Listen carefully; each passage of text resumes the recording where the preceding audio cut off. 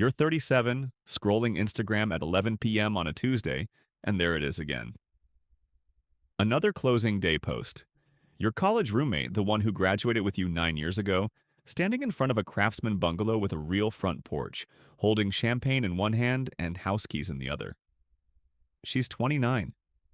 You close the app and sit there in your rental apartment, and the thought arrives like a weight on your chest. What is wrong with me? You have a good job, no credit card debt, a savings account with actual money in it, and yet home ownership feels impossibly distant while everyone around you crosses that finish line like it's nothing. Sound familiar? That specific shame that comes from being older than your parents were when they bought their first house? The confusion of doing everything the right way but somehow still being years away from a down payment while watching younger coworkers close on homes? You're not imagining this gap. Your parents likely bought at 26, maybe 28. You're watching that age disappear in your rearview mirror while you're still saving. Here's what I'm going to show you. The average first-time home buyer in 2026 is 38 years old. In expensive markets, it's over 40. Not because this generation is financially irresponsible or prioritizing avocado toast over mortgages, but because it now takes 8 to 12 years to save what previous generations saved in 2. We're going to reverse engineer the exact math.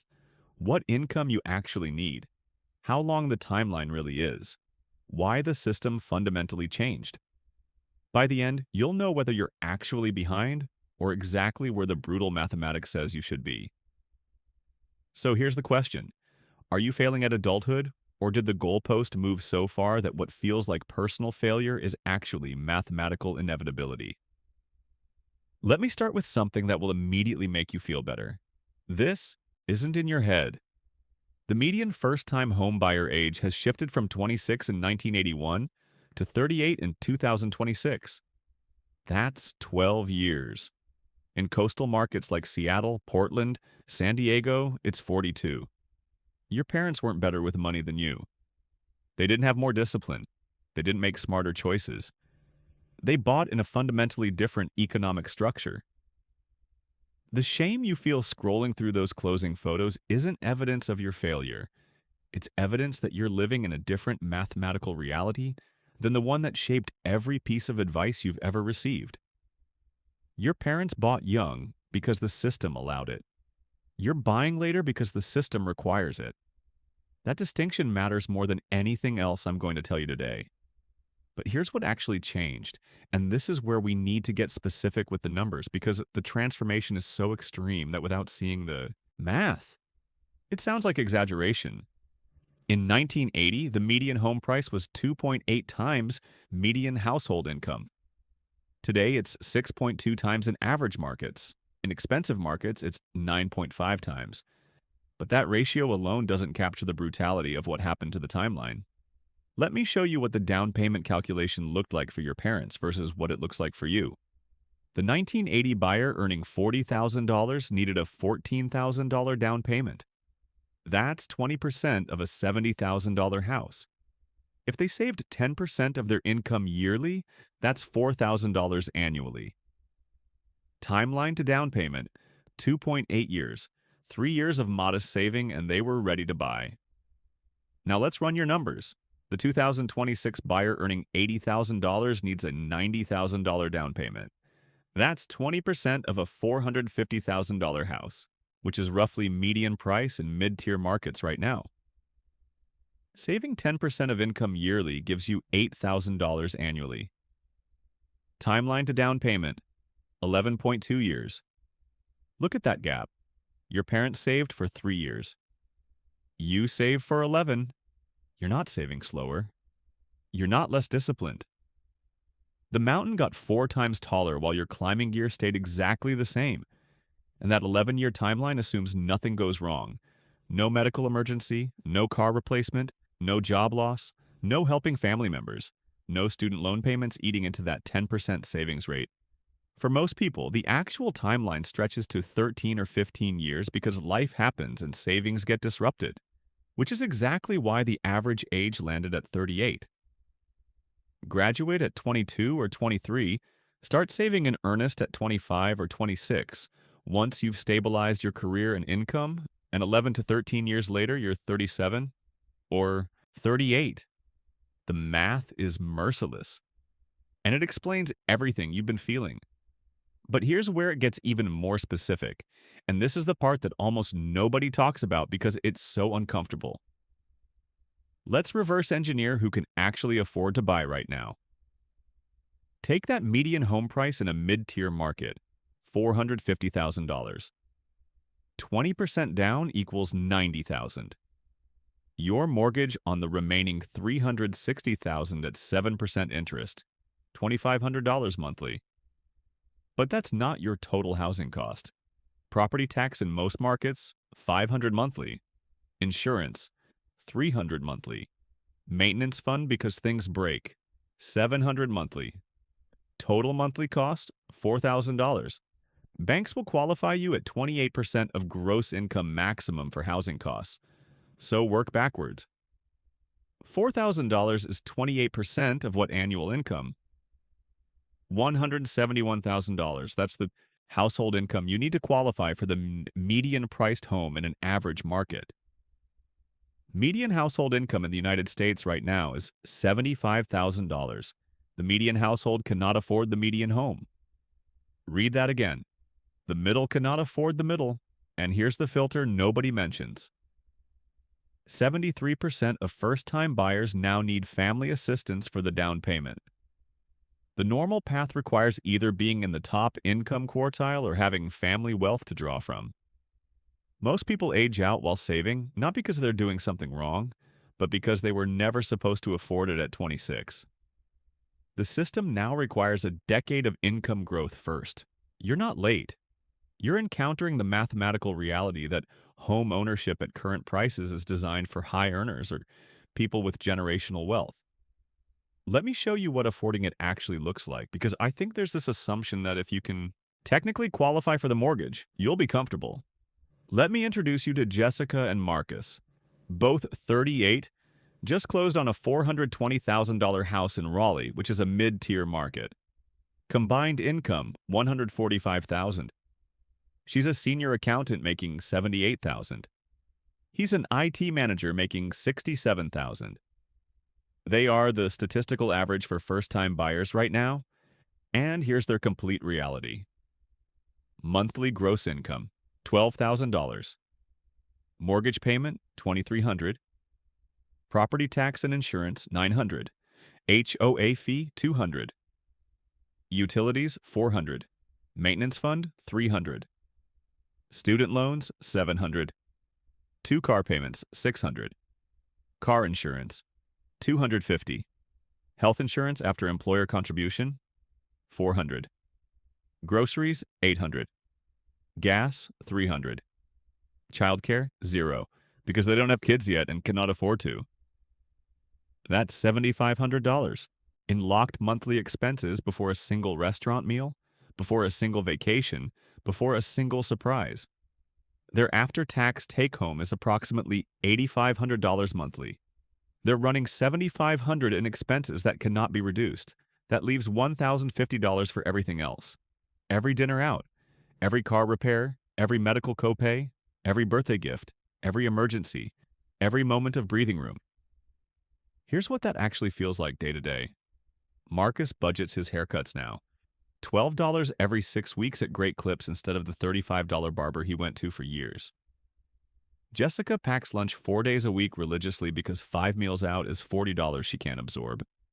They haven't taken a vacation in 2 years. The house is their entire financial identity. They did everything right. Good incomes, disciplined saving for 9 years, excellent credit scores, and their reward is a comfortable home and the thinnest possible financial margin. One job loss creates catastrophe. One major repair creates catastrophe. One health crisis creates catastrophe. This is what affording it looks like at the median price point.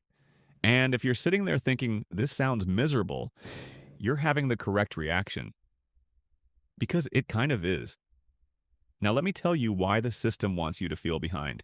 Because understanding the incentive structure changes everything about how you interpret the pressure you're receiving. Real estate agents earn commission on sales.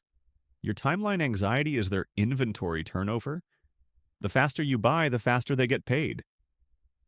Mortgage lenders profit from origination fees when you close, not when you wait until you're truly ready. Your parents who bought at 26 and now have substantial home equity naturally project their experience forward without understanding that the mathematical structure transformed. They remember their timeline and assume yours should match. The entire industry ecosystem depends on maintaining the narrative that home ownership is the singular marker of adult success and that 26 to 28 is normal. But here's what nobody profits from telling you. Waiting until 38 isn't late anymore. It's precisely on time for the current mathematical reality. The people who bought at 29 either have family money, and I mean substantial family money. 47% of buyers under 30 received inheritance or gift funds for their down payment, or they earn dramatically above median income, top 20%, or they're buying in the bottom half of home prices, which often means declining or stagnant markets where appreciation doesn't build wealth the way the narrative promises. And here's the cultural trap that makes all of this worse. Rent is throwing money away is the most successful marketing line in modern finance, despite the mathematical reality that renting is often the rational choice when home prices are 6 to 9 times income. The shame you feel scrolling Instagram isn't accidental, it's cultivated.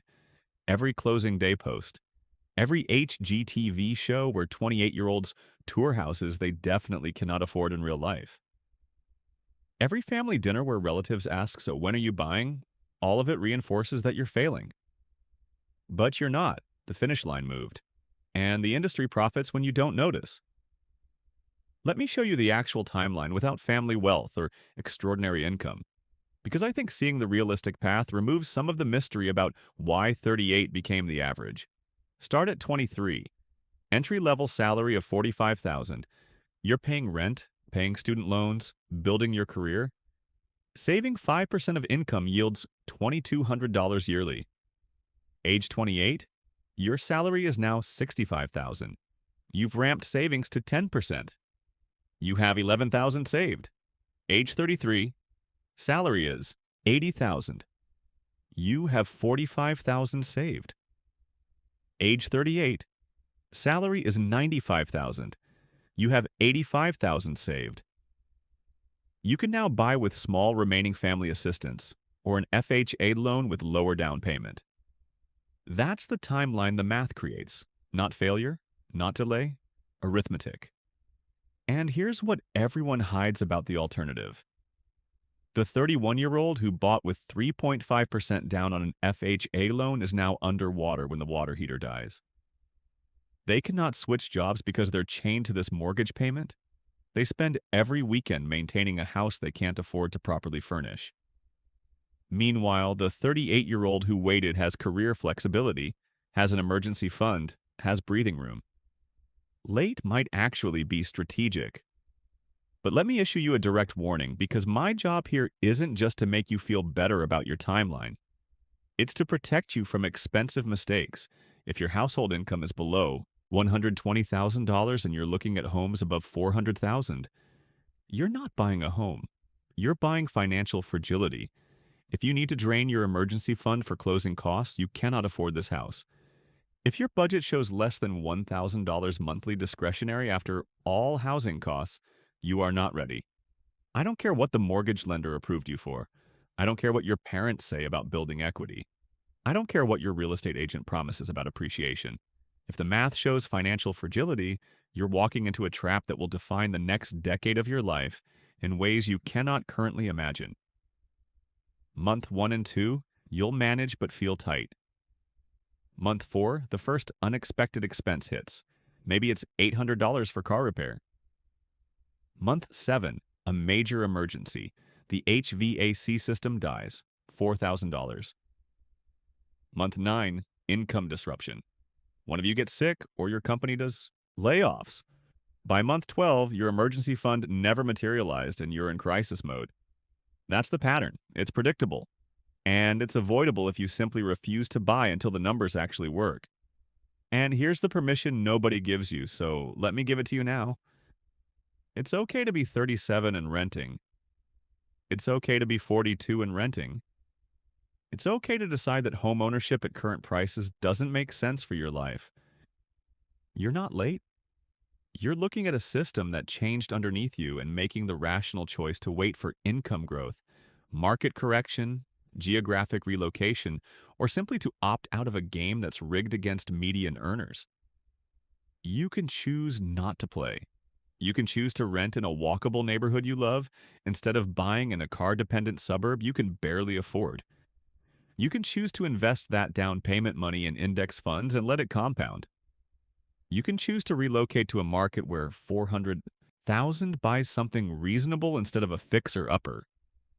You can choose to prioritize career mobility and travel over being locked into a mortgage.